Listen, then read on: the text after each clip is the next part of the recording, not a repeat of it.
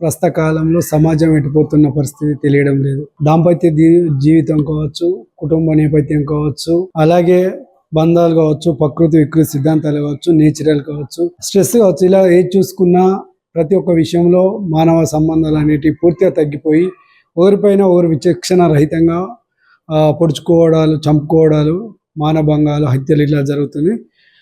రీసెంట్గా మనం చూసుకోవచ్చు, కూకట్పల్లిలో శాస్త్రి అనే ఒక బాలిక పైన 10th క్లాస్ చదివే అబ్బాయి కూడా 26 కత్తిపోట్లతో పొడిచి చంపడం కూడా చూసింది. అసలు ఇవన్నీ ఎందుకు జరుగుతున్నాయి అనే విషయాన్ని మనం అడిగి తెలుసుకుందాం. అంటే ప్రస్తుతం ఉన్న సమాజంలో పోకడలు అలా ఉన్నాయా, లేకపోతే మొబైల్ వినియోగాల, తల్లిదండ్రుల పెంపకమైన లోపాల, ఇవన్నింటిని అడిగి తెలుసుకునే ప్రయత్నం చేద్దాం. ప్రస్తుతం మనతో పాటు సీనియర్ మానసిక వైద్య నిపుణులు డాక్టర్ కిషన్ సార్ గారు ఉన్నారు. తను IMA ఇండియన్ మెడికల్ అసోసియేషన్ అధ్యక్షునిగా ఉన్నారు. సార్ని అడిగి తెలుసుకునే ప్రయత్నం.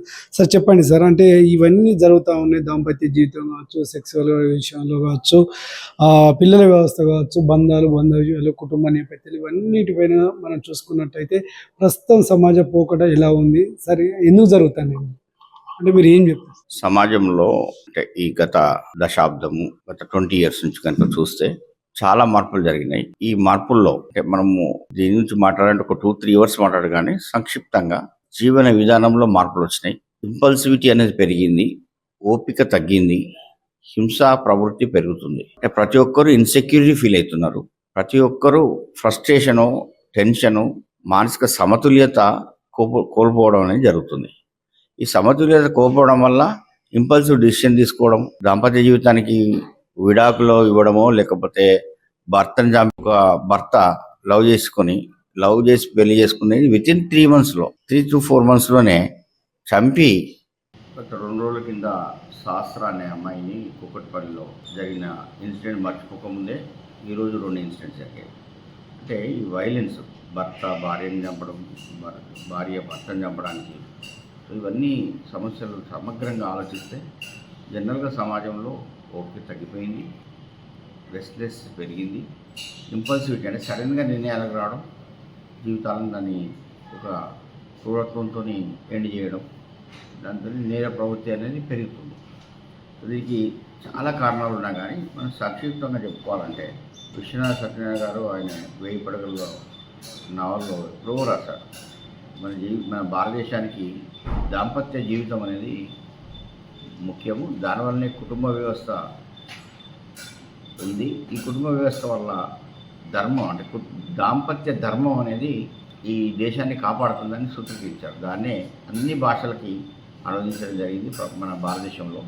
అంత గొప్ప అందులో ఉన్నది ఏంటంటే భర్తని భార్య భరించడం, భార్యని భర్తను భరించడం. అంటే ఒకసారి పెళ్ళయిందంటే కట్టుబడి ఉండి చిన్న చిన్న సమస్యలు ఉంటే సాల్వ్ చేసుకొని దాన్ని అలా జీవితాన్ని పొడిగించడం. పిల్లల కోసమే ఒక భార్య భర్త లేకున్నా, భర్త అలవాటు లేకుండా దురలవాట్లకు గురైనా కానీ భరిస్తూ మెల్లిమెల్లిగా మార్చుకోవడానికి ట్రై చేసి పిల్లల కోసం జీవితాన్ని త్యాగం చేసుకునే సమాజం మనది. కానీ భర్తకు చిన్న చిన్న విషయాలకే భర్త గురించి ద్వేషం పెంచుకొని రకరకాల సమస్యలు రావడం. ఇంకోటి సెక్సువల్గా కూడా ఈ దాంపత్య జీవితంలో బాయ్ ఫ్రెండ్ అనేది ఓరియంటర్గా అవడం, థర్డ్ పర్సన్, ఇలాంటివి ఎందుకు జరుగుతుందంటే జనరల్గా ఈ సెక్సువల్ పర్ఫార్మెన్స్ కూడా తగ్గినట్టుగా మాకు రిపోర్ట్ ఉంది. అంటే దీనివల్ల కూడా ఏమవుతుందంటే వాళ్ళు చెప్పుకోలేరు, మన భారతదేశంలో చెప్పుకోలేకుండా ఇలాంటి సమస్యలు ఉంటే సైకాట్రిస్ట్ కలిసి దాంపత్య జీవితానికి ఈ శారీరకంగా కలిసిమెలిసి ఉండడం అనేది ముఖ్యం. సో ఇది దానివల్ల ఎమోషన్స్ అనేవి స్టెబిలైజ్ అవుతాయి, ప్రేమ అనురాగాలు కూడా ఉంటాయి. సో ఇది కూడా ఒక కారణంగా చెప్తూనే ఈ భరించే శక్తి కూడా చాలా తగ్గింది.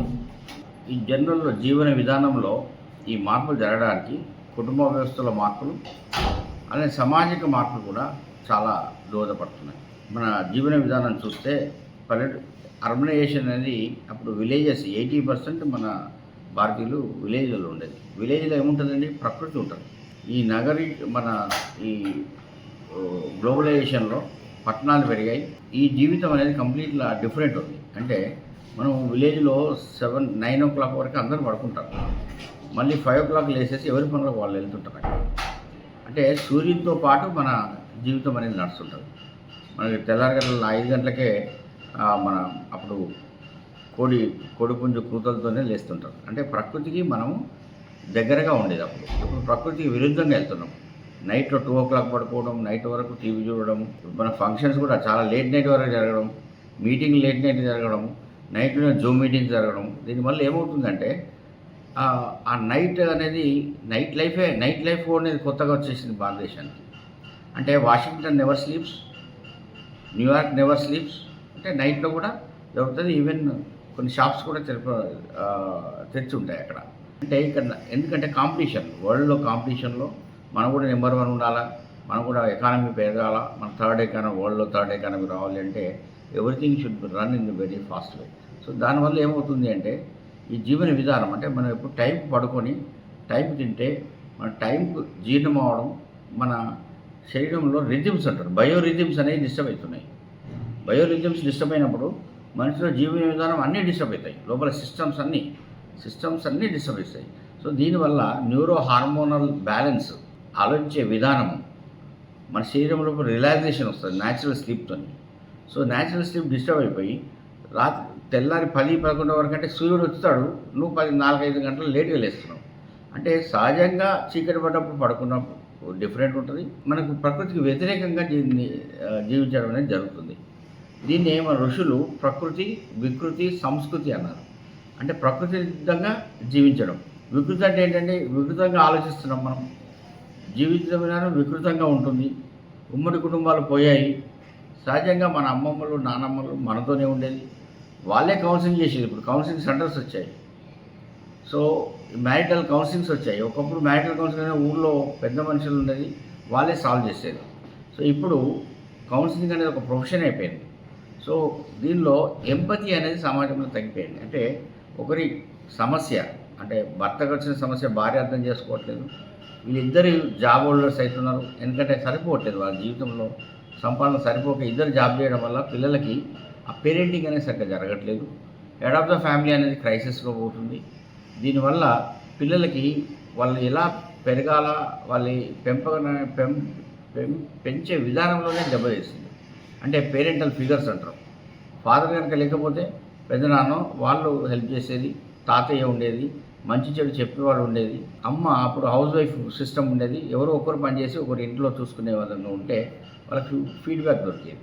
అది లేకుండా ఫాదర్ వచ్చేసినప్పుడు వాళ్ళు చెప్తే దాన్ని బట్టి సమస్యలు ఇది దీనికి సిద్ధంగా లేకుండా ఉమ్మడి కుటుంబాలు పోయినాయి, న్యూక్లియర్ ఫ్యామిలీస్ వచ్చాయి, ఈ పిల్లల్ని పెంచే విధానంలో సమస్యలు వచ్చినాయి.